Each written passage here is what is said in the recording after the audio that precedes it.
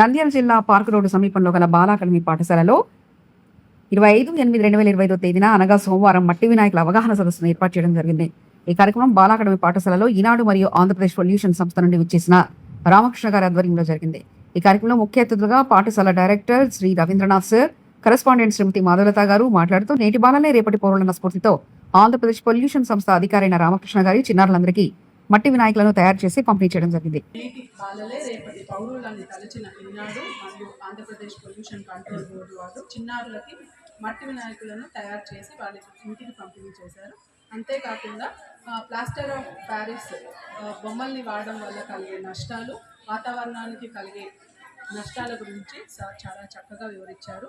మరి one time ప్లాస్టిక్ని కూడా avoid చేయాలి అని సార్ మాకందరికీ ప్రామిస్ చేయించుకున్నారు. అలాగే మేమందరం కూడా ప్లాస్టిక్ని అవాయిడ్ చేస్తామని సార్కి ప్రామిస్ చేశాము.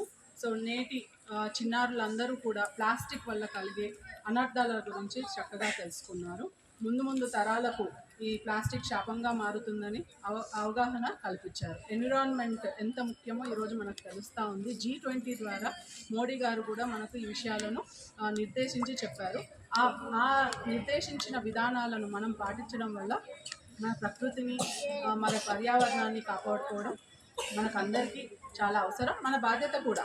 అలాగే చెట్లు నాటమని సార్ ప్రత్యేకంగా మాకు చెప్తా ఉన్నారు. మా స్కూల్ని కూడా అభినందించారు.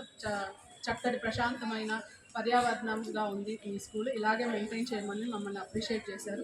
తప్పకుండా సార్, ప్రతి సంవత్సరం కూడా ఇలాగా వినాయకులను మేము పంచుతూ ఉన్నాము. గత 10 ఏళ్ళుగా 20 ఏళ్ళ నాటి ఈ సంస్కృతి ఈరోజు చక్కగా అవేర్నెస్ వచ్చి ప్రతి ఒక్కరు కూడా మట్టి వినాయకులను పంచుతూ ఉన్నారు.